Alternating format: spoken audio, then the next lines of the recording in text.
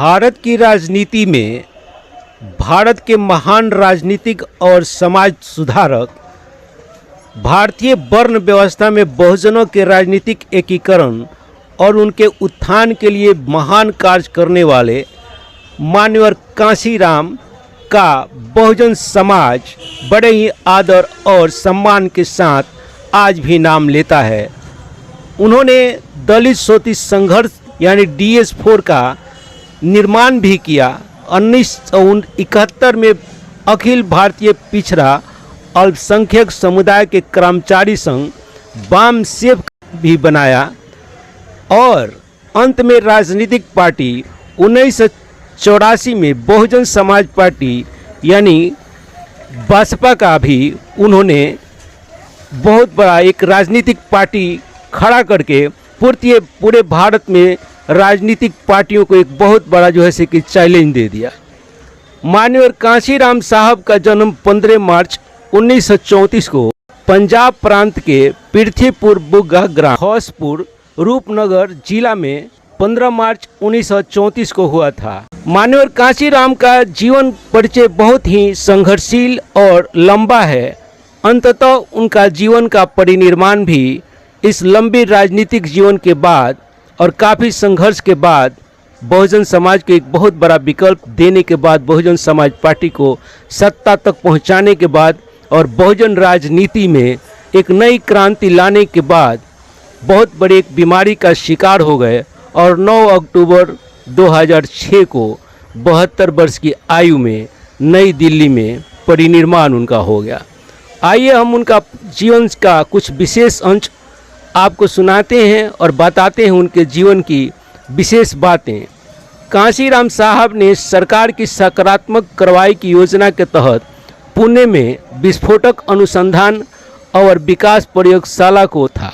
जब उन्होंने पहली बार जातिगत भेदभाव अनुभव किया, उन्होंने ऑफिस में देखा कि जो कर्मचारी डॉक्टर अंबेडकर का जन्मदिन मनाने के लिए छुट्टी लेते थे, उनके साथ ऑफिस में भेदभाव किया जाता था। उनके साथ दो उनके खास ऑफिस में निचले स्तर के कर्मचारी काम करते थे, जो काफ़ी छुट्टी लेने के बाद डॉक्टर अंबेडकर के मनाने के बाद उनको छुट्टी नहीं दी गई और उनके साथ जो वर्ण व्यवस्था आधारित सोच के रखने वाले ऊपर के ऑफिसर थे, उनके साथ भेदभाव किया।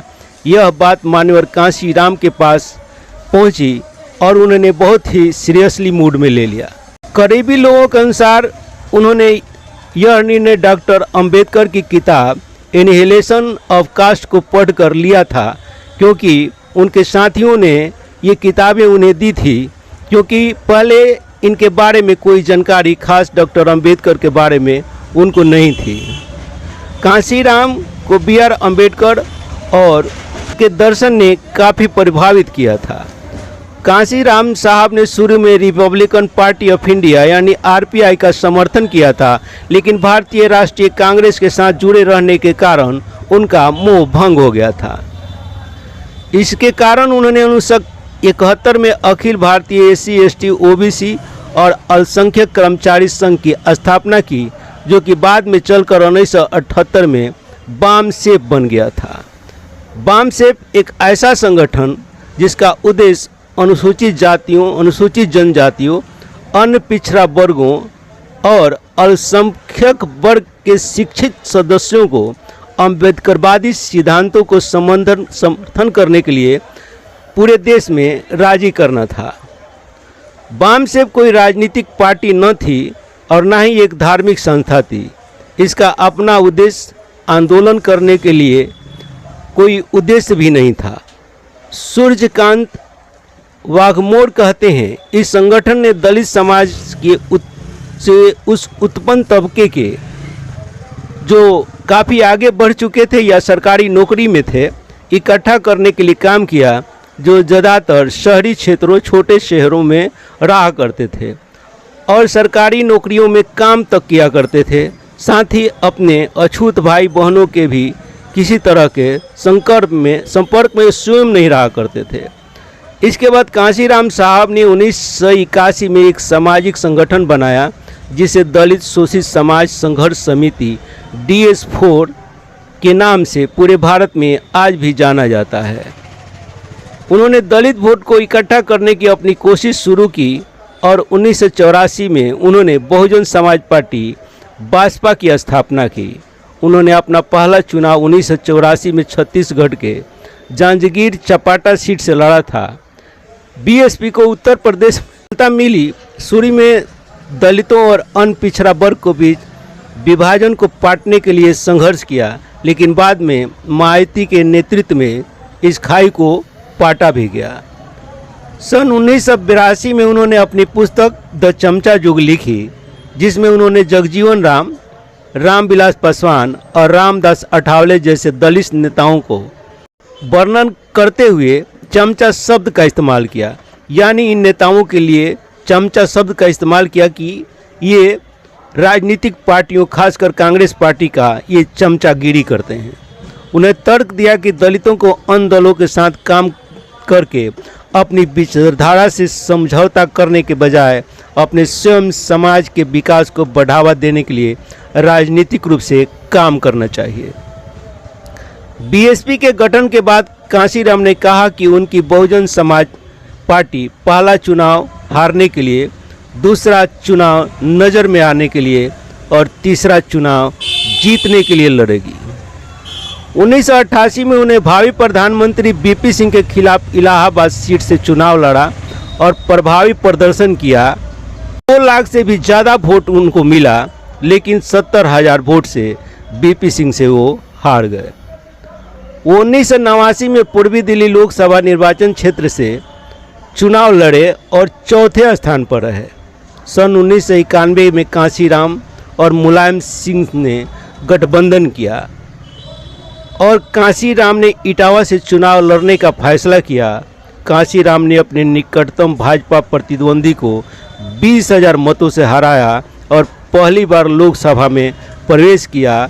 ये था दलित और पिछड़े का गठबंधन का एक बहुत बड़ा फायदा, जिसे बहुजनवादी राजनीति कहा जा सकता है।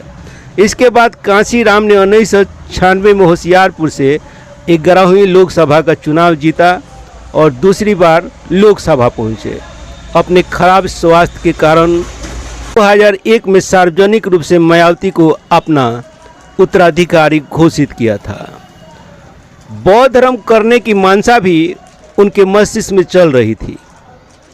सन 2002 में कांशीराम जी ने 14 अक्टूबर 2006 को डॉक्टर अंबेडकर के धर्म परिवर्तन की 50वीं वर्षगांठ के मौके पर बौद्ध धर्म ग्रहण करने की अपनी मानसा की घोषणा की थी। कांशीराम जी की मानसा थी कि उनके साथ उनके 5 करोड़ समर्थक भी इस समय धर्म परिवर्तन करें।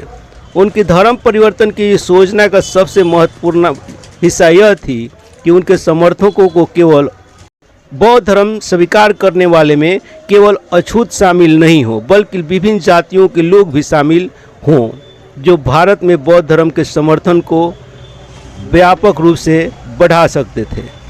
हालांकि 9 अक्टूबर 2006 को उनका निधन हो गया और उनकी बौद्ध धर्म ग्रहण करने की मानसा अधूरी रह गई।